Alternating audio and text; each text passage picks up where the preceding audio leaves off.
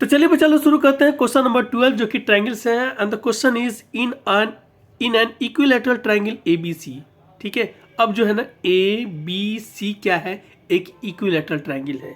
तो आप जो है ना थोड़ी देर के लिए ये बात भूल जाए क्या है कि अंदर वाले लाइन को भूल जाए। ठीक है ना, अंदर वाला लाइन जो आपको AD दिखाई दे रहा है और AE दिखाई दे रहा है, इसे हमें भूल जाना। हमें क्या बात करना है, हमें इतना ही बात करना है कि ABC जो है ना ये क्या है, एक इक्विलैटरल ट्रायंगल है, यानी इसके सारे साइड आपस में क्या है, बराबर है।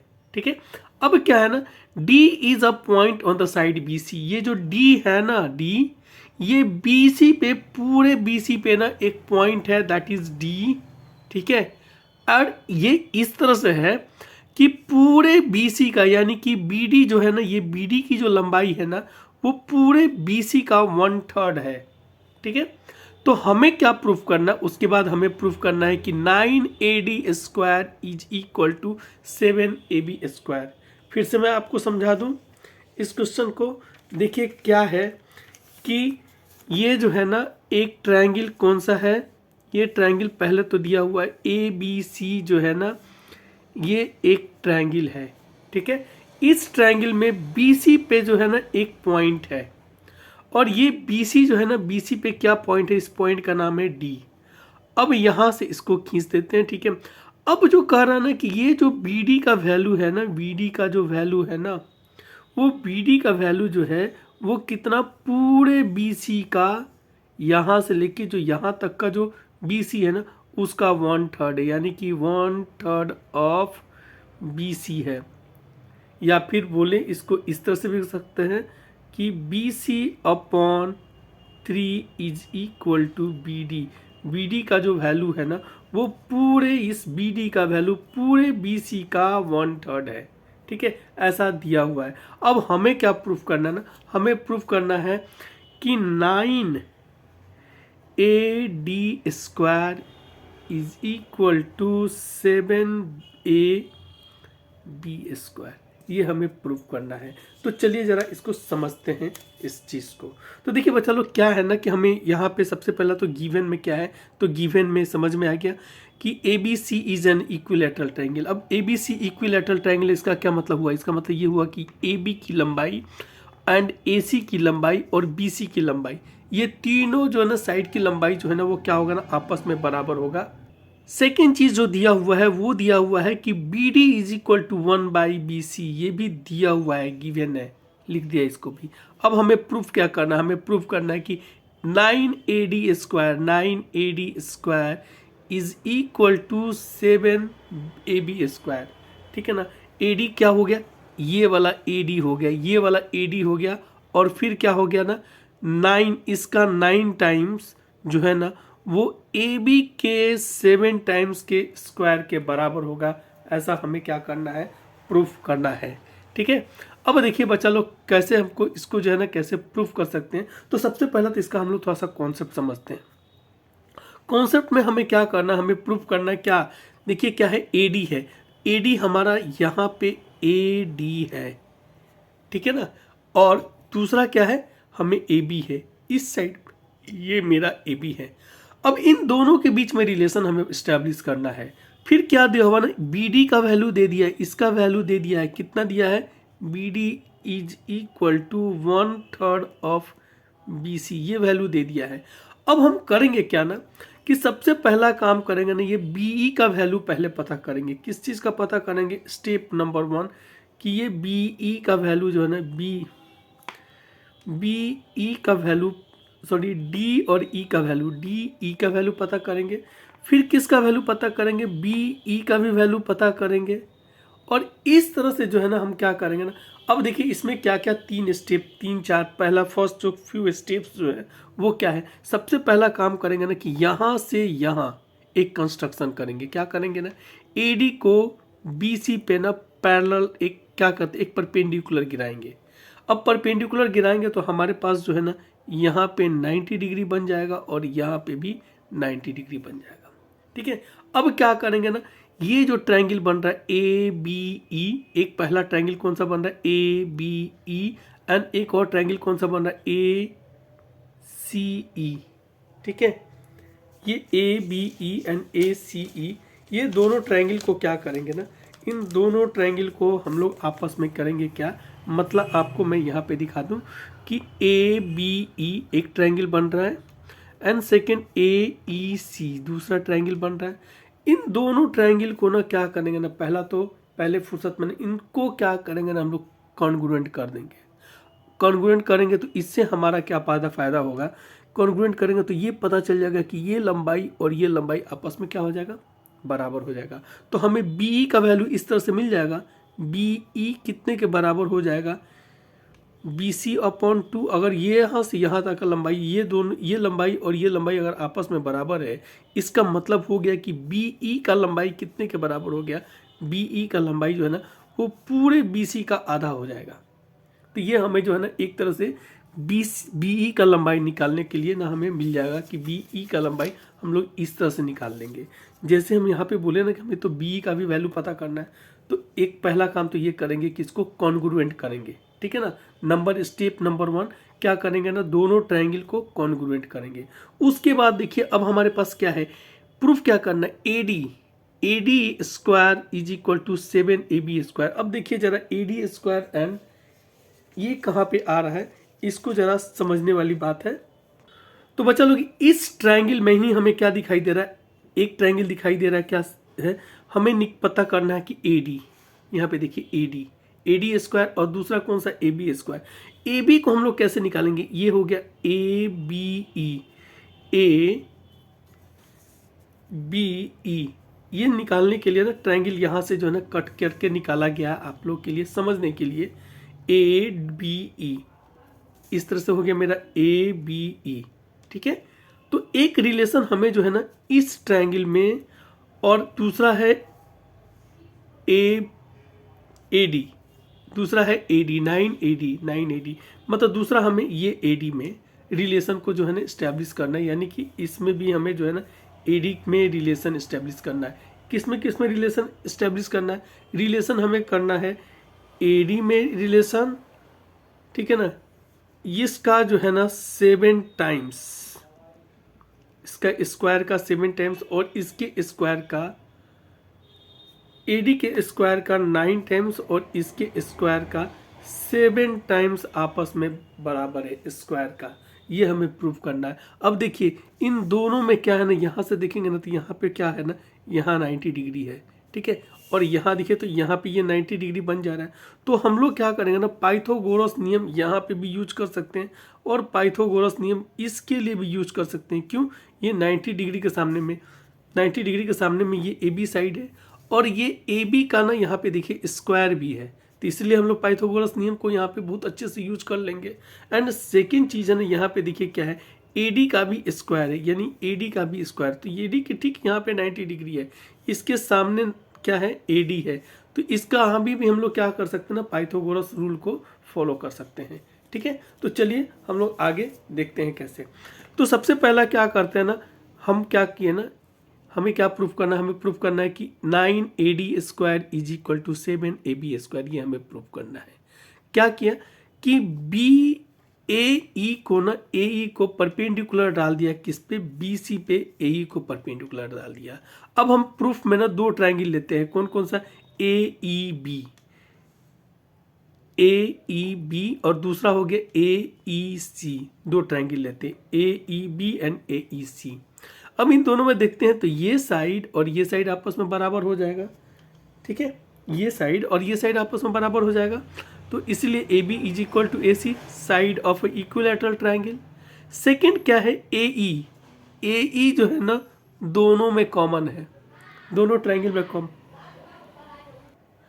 ये वही ट्रायंगल है। तो क्या है यहाँ पे देख लीजिए क्या है, ये इसके बराबर है, इन दोनों में क्या है, ये कॉमन है, और फिर यहाँ 90 डिग्री और इसके यहाँ 90 डिग्री है। तो इस तरह से क्या किया ना, ये साइड इसके बराबर हो गया, ये कॉमन हो जाएगा और इधर 90 डिग्री हो जाएगा, इसलिए क्या हो जाएगा, आरएचएस से दोनों ट्रायंगल कॉन्ग्रुएंट हो जाएगा, ठीक है। तो क्या लिखा, यहाँ पे लिखा कि A B is equal to A C, then A E is equal to A E, common है दोनों में, और angle A E B is equal to A E C, ये 90 डिग्री ईच है, ठीक है। ए ई सी और ए ई बी दोनों 90 डिग्री है, ठीक है, इसलिए क्या हो जाएगा ना, दोनों ट्रायंगल यानी कि ए बी ई और ए ई सी दोनों क्या हो जाएगा, कॉन्ग्रुएंट हो जाएगा by R H S rule से, ठीक है ना।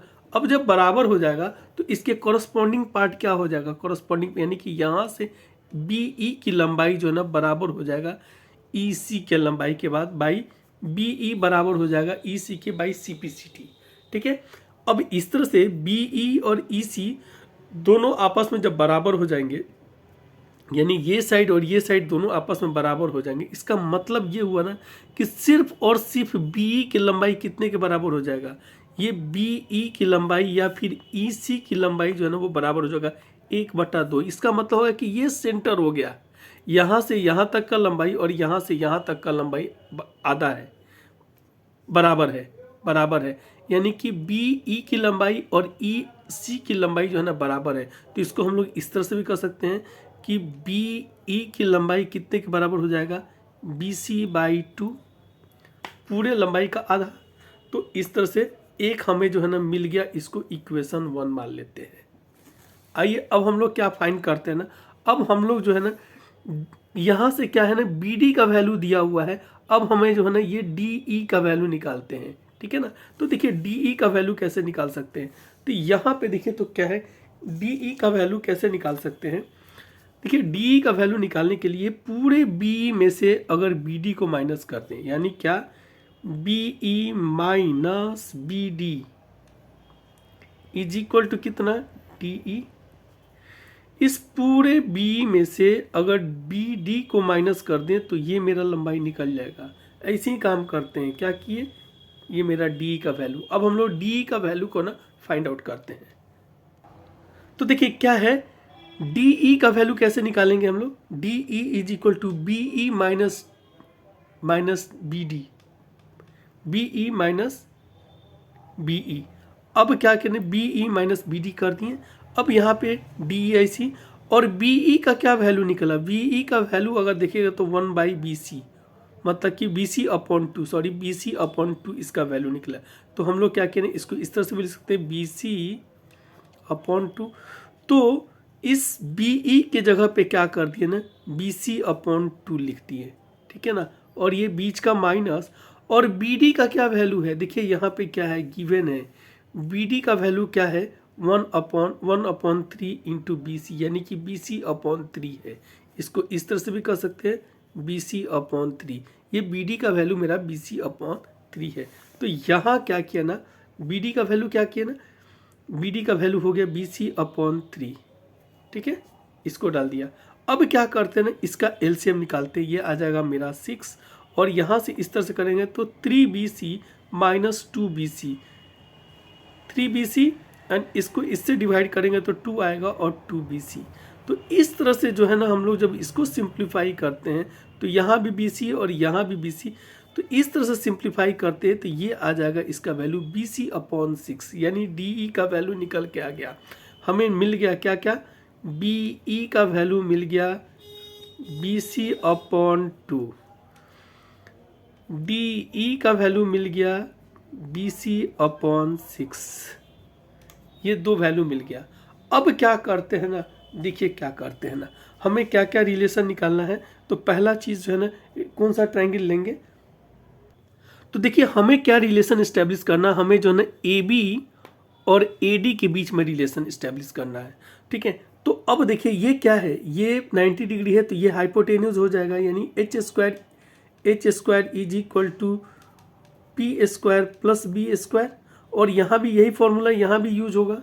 तो यहाँ पे h क्या है, ये हो जाएगा, यानी AB का होल AB का square is equal to P AE का स्क्वायर प्लस BE का स्क्वायर, और यहाँ पे AD का स्क्वायर कितने के बराबर हो जाएगा, AD का स्क्वायर, ये यहाँ पे AD का स्क्वायर कितने के बराबर हो जाएगा, AE का स्क्वायर प्लस DE का स्क्वायर, ये हो जाएगा। इन दोनों ट्रायंगल के बीच में ही हमें वो साइड मिलेगा, AB साइड और AD साइड जो है ना, इन्हीं दो ट्रायंगल में मिलेगा हमें, जो कि ट्रायंगल कहाँ पे है ये मैं आपको दिखा दे रहा हूँ कि ये, तो देखिए ये ट्रायंगल यहाँ पे है, एक ये ट्रायंगल मेरा बनता है ये वाला, ठीक है, और दूसरा ट्रायंगल मेरा ये बनता है, ये ADE, और एक ट्रायंगल ABE ये बन रहा है, ठीक है। तो इस तरह से आप दोनों का रिलेशन निकालते हैं। तो रिलेशन जब हम लोग निकालते हैं तो क्या होता है ना, सबसे पहला हम लोग काम करते हैं इन ट्रायंगल AEB में कौन सा ट्रायंगल, देखिए AEB में, तो AEB का वैल्यू हमारे क्या हो गया, AB square equal to AE into, तो यहाँ पे लिख दिया कि AB square is equal to AE square plus by Pythagoras rule. अब हम कौन सा ट्रायंगल उठाएंगे, AED, ट्रायंगल AED। अब देखिए तो ट्रायंगल AED में क्या हो जाएगा, ट्रायंगल AED में अगर हम लोग बात करें तो ट्रायंगल AED में कितने का वैल्यू हो रहा है, AD कितने के बराबर हो, AE square plus DE square. यहाँ पे लिख दिया AD square equal to AE square plus AE square plus DE square, ये भी पाइथागोरस से। अब हम क्या कर रहे हैं ना, इसको मान लेते हैं मेरा इक्वेशन नंबर 2 एंड इसको इक्वेशन नंबर 3। अब 3 में से ना 2 को क्या करते हैं ना, सब्ट्रैक्ट कर देते हैं। सब्ट्रैक्टिंग इक्वेशन 3 में से जो है ना माइनस करते हैं इक्वेशन 2 फ्रॉम 3 से, यानी कि 3 वाले में क्या है, 3 वाला मेरा कौन सा है,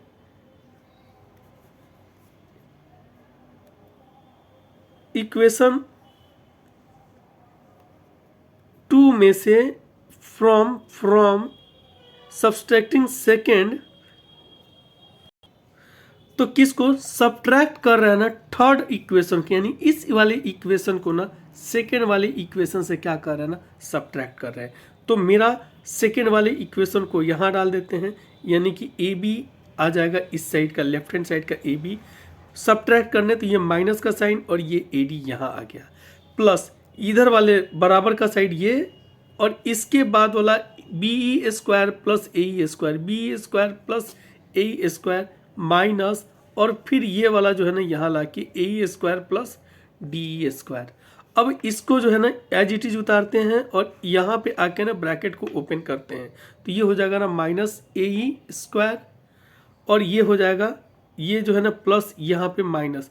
अब यहाँ पे प्लस के AE स्क्वायर और ये AE स्क्वायर माइनस के AE स्क्वायर दोनों आपस में कैंसिल। अब क्या बचेगा, अब जरा इसको देखते हैं, तो हमारे पास बचता कुछ इस तरह से है कि AB square minus AD square is equal to BE square minus DE square. ये हमारे पास जो है ना मेरा हासिल बचता है।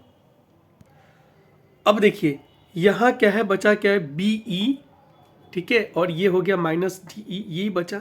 अब देखिए BE का वैल्यू हमने कितना निकाला, BC अपॉन 2, और DE का वैल्यू BC अपॉन 6, यानी BE का क्या वैल्यू हो गया, BE का वैल्यू हो गया BC अपॉन 2 का होल स्क्वायर, माइनस DE का वैल्यू क्या हो जाएगा, BC अपॉन 6 का होल स्क्वायर।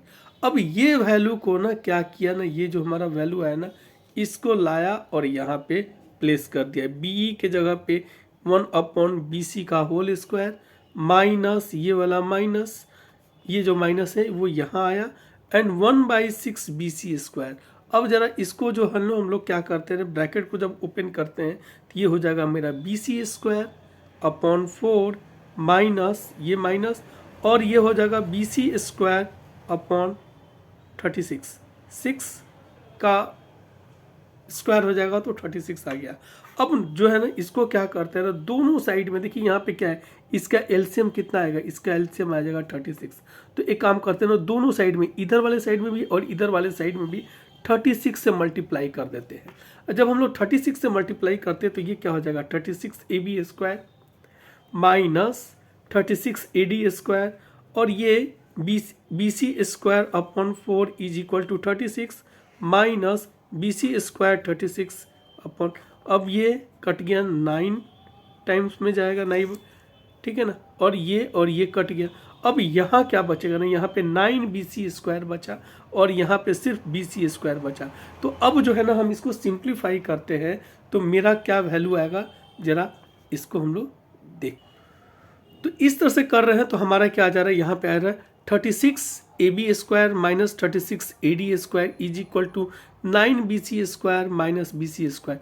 इसको सिंप्लीफाई करेंगे तो ये मेरा 8bc² हो जाएगा और ये एज इट इज़ इसको उतार लेते हैं। अब क्या करते हैं ना, इधर मेरा क्या है, BC है।